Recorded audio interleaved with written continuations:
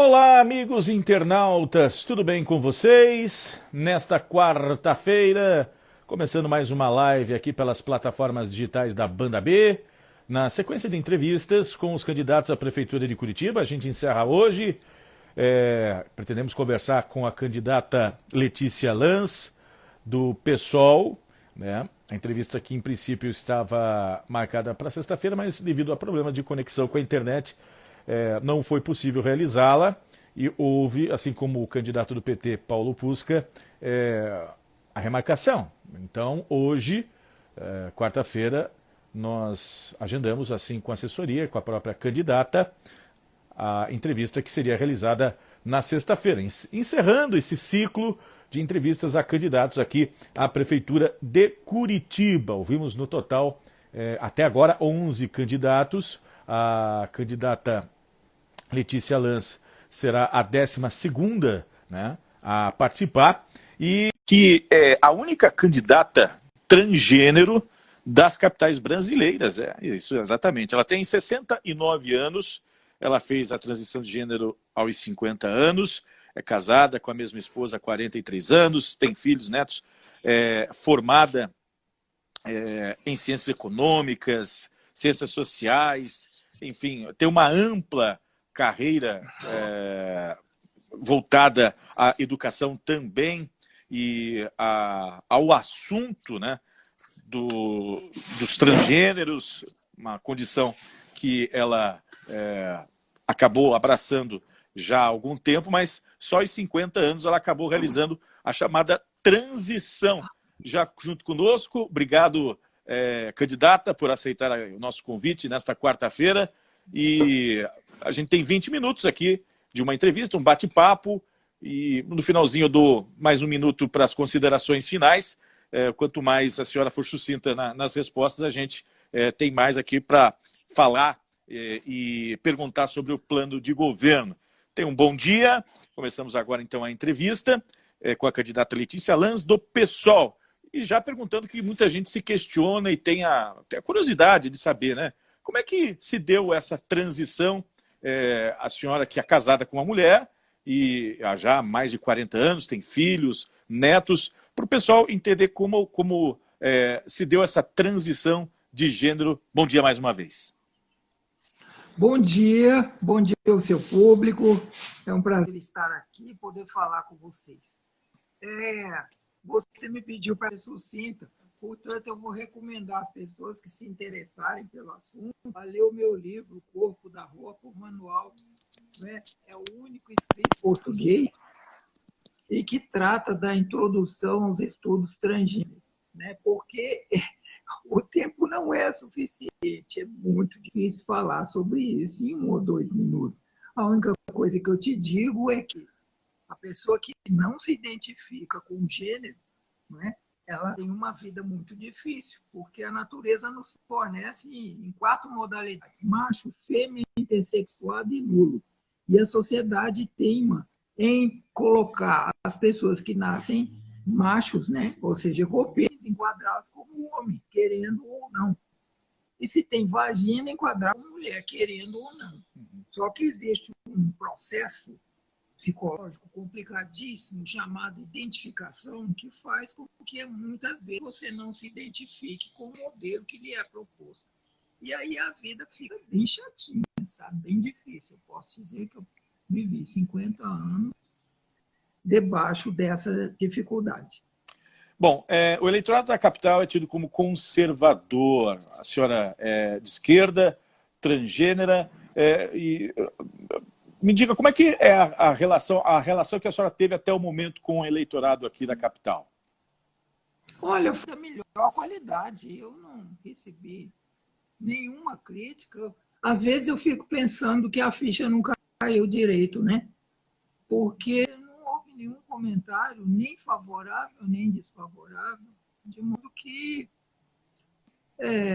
isso me coloca naquela linha em que eu sempre desejei me colocar, porque uma pessoa transgênero é uma pessoa como outra qualquer, né? Então, o simples fato de você destacá-la de uma maneira mais radical faz com que ela se sinta alijada do processo.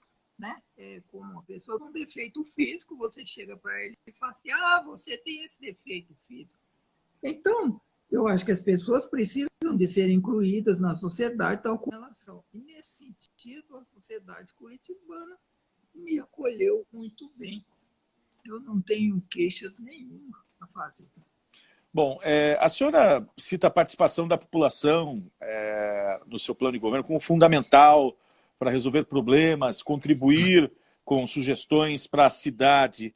Como realizar a inclusão do cidadão, que geralmente ele se manifesta em questões triviais com a administração municipal? Veja uma partida de futebol, motiva bastante gente para você, né? Claro que se elas vão à partida de futebol, é que elas estão interessadas no que está acontecendo ali. Mas sucessivos governos têm feito com que o povo se desinteresse por política. Isso é um plano de governo, fazer com que a população se desinteresse. Porque aí o político pode nadar de braçada e fazer o que bem entender. Ele pode dispensar a audiência da população, ele pode dispensar a audiência dos especialistas, né? E se coloca como uma espécie de semideus que decide tudo. Então, participação é possível sim, desde que as pessoas tenham interesse naquilo, desde que elas vejam, né, que política é algo essencial na vida delas, assim como ar e água. Mas o que elas ouvem diariamente é que política é um lixo, todo político é ladrão, né? E é melhor ficar à margem do processo. Quem divulga essas fake news está naturalmente interessado em que as pessoas não participem. A ideia de participação é a partir da pessoa entender que sem a participação dela não é possível acontecer nada. Vai ficar na mão de ditadores. Participação da sociedade na educação, candidata. A senhora fala no seu plano de governo em educação em tempo integral para as pessoas que precisam. A senhora acredita que é possível universalizar o acesso da educação integral e zerar a fila de creches aqui em Curitiba?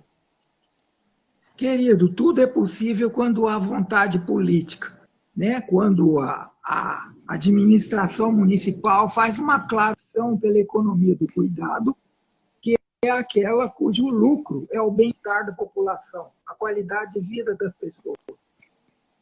Em vez de optar pela economia do cuidado, a opção dos nossos governantes é pela economia do mercado, aquela em que o interesse é o lucro financeiro, né? E que leva, por exemplo, o governante a abrir mão de 20% do leite das crianças para poder favorecer o lucro dos contratados, né, dos prestadores de serviço. Isso é uma aberração, né? Então, a administração que eu pretendo imprimir é baseada na economia do cuidado. A economia do mercado é para empreendedores. E dentro da economia do cuidado, existem coisas que jamais poderão ser mercantilizadas ou privatizadas.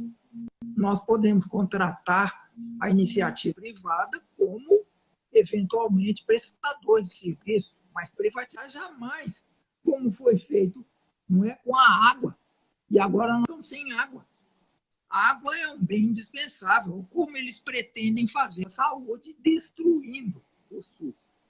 Então, educação, saúde, são itens já previstos na nossa Constituição como direito das pessoas. Então, invalida a Constituição, porque está lá. É obrigação. O dinheiro aparece quando existe vontade política, porque 200 milhões são dados de mão beijada às empresas de transporte urbano, sem contrapartida. Mas o prefeito não achou nada para poder ajudar a iniciativa privada, os pequenos empreendedores que estão nas nossas periferias urbanas. Bom, citando esse assunto da pandemia e a crise econômica que ela está gerando no país, desemprego também, como a prefeitura pode ajudar o empresário, microempresário, aquelas pessoas que geram empregos, o que a senhora faria na sua administração? Primeira coisa, facilitando a vida dele e colocando a estrutura da prefeitura a serviço do cidadão, dentro daquela ideia de economia de cuidado que eu te passei. Porque, apesar de ter profissionais de alta qualidade, a Prefeitura de Curitiba, quando o cidadão procura o serviço dela, parece que ela está fazendo um favor em ajudar o cidadão.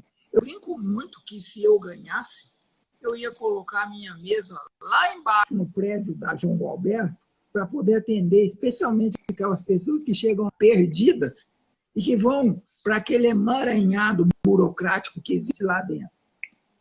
Sobretudo quando chegasse uma senhora da periferia, né, para resolver um problema urbano que causaram para ela, sem saber nada, e eu ia mandar chamar lá em cima e atender. Você cuida bem dessa senhora, porque senão eu vou cuidar de você. Porque administrar é isso. E a administração municipal tem que estar a serviço da comunidade, e não o contrário. A comunidade é a serviço da prefeitura. As escolhas serem feitas baseadas em critérios meramente financeiros, né, de ganhos, de lucros financeiros, como foi o asfaltamento da cidade, sendo que as calçadas estão totalmente abandonadas, quebrando a perna, torcendo perna de pessoas todos os dias. Então, isso é desinteresse pela população. E é disso que eu estou falando. Uma administração baseada no cuidado com as pessoas e não cuidado com as coisas. As pessoas vêm sempre em primeiríssimo lugar. A senhora citou as privatizações anteriormente e no seu plano de governo, a senhora, falando em transporte, fala de tarifa zero e também de reestatização. Como isso se dará? Em primeiro lugar, eu quero dizer que, por minha conta, eu acabaria com o sistema de transporte, porque eu acho que não há nada que seja maior punição ao trabalhador do que deslocá-lo da periferia para o centro e do centro para a periferia todos os dias, dentro de um sistema cativo permanente que não tem como acabar. Porque o que aconteceu? O planejamento da cidade foi feito do centro para a periferia. Não é? Então, a pessoa tem que sair da periferia para vir para o centro. Por que nós não invertemos isso e começamos a trabalhar da periferia para o centro? Esse que é o necessário fazer a cidade de 15 minutos, como a Ana Hidalgo, socialista como eu, está fazendo lá em Paris, agora no seu segundo mandato. Cidade de 15 minutos, onde você chega a pé ou de bicicleta em qualquer lugar. É onde você mora, é onde você trabalha, é onde os filhos estudam. Por que esse transbordo? Bom, já que é para punir o trabalhador, então é custo zero, porque é possível sim. Se você tem 200 milhões para dar a fundo perdido para as empresas de transporte, você tem como pagar o custeio dessa coisa mal enjambrada que foi o planejamento urbano, empurrando, graças à especulação imobiliária, empurrando a classe trabalhadora toda para a periferia. Agora, a pandemia tem nos mostrado graves fissuras do sistema que agora vão acabar. Porque com o trabalho em casa, né, o home office agora, os escritórios do centro esvaziaram. As empresas não são boas, porque isso reduz o custo. Então, muita gente não vai voltar para os escritórios. Os escritórios vão se tornar, muitos deles, prédios fantasma, tal como hoje são os imóveis, né, de comércio, que viraram também imóveis fantasma. O centro vai virar um cemitério. Então, o que eu estou falando faz sentido, porque, além de tudo, nós temos que reduzir o fluxo de veículos, não é aumentar. Em pleno século XXI, com uma crise ambiental sem precedentes, foi avisada há mais de 30 anos pelos cientistas. Nós vamos aumentar o fluxo de veículos? De jeito nenhum. O que você tem que fazer é reduzir. Como?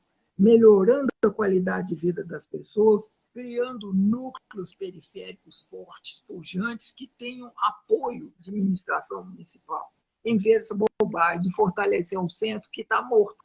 E nós vamos ter que pensar nesse centro de outra maneira, ocupar de outra maneira, porque ele é pouco. Falando em ocupação, candidata, Como a senhora pretende resolver o problema da fila da Coab, dos moradores de Curitiba ou das pessoas que querem uma moradia em Curitiba? A ocupação desses espaços públicos, por exemplo, seria a solução também para tentar diminuir essa fila que já persegue aí o curitibano e aqueles que vêm morar aqui por muito tempo? O senhor veja que isso vai ser uma coisa inevitável para a próxima administração. A Constituição Federal já prevê que o imóvel tem uso social. E há toda uma legislação que permite ao administrador municipal resolver essas questões. Só que não é usada, essa administração não faz nada. É como se a legislação não existisse, não é? Então, é possível, sim, reunir proprietários de imóveis, reunir pessoas que estão interessadas no imóvel e ocupar de novo, por exemplo, o centro que eu disse que está morto. Isso vai ter que reequipar esses prédios, né? Vai ter que dar a eles uma destinação diferente da que eles tinham. Isso dá trabalho, dá tempo, né? Gasta tempo, mas é preciso que se inicie uma negociação desse tipo, né? Porque não se Coab colocando pessoa para lá de Piraquara que vai resolver o problema de Curitiba, não, né? Então, é preciso que nós tenhamos racionalidade na ocupação do espaço, que as pessoas fiquem próximas de onde trabalham. Então, o fortalecimento da periferia e uma readequação dos espaços centrais para poder absorver essa população que hoje não tem moradia e que precisa de ter, e tem como ter.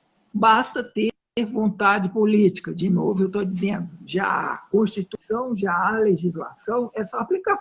Na área da saúde, candidata, a senhora é a favor da redução da jornada de trabalho dos servidores da área? E como que equalizar a demanda a esse seu pensamento sobre a redução da jornada de trabalho dos servidores da saúde? Primeiro, contratando mais pessoas, né? Porque o que a atual administração fez foi privatizar uma série de serviços. E você sabe que quando você privatiza, não está reduzindo custos.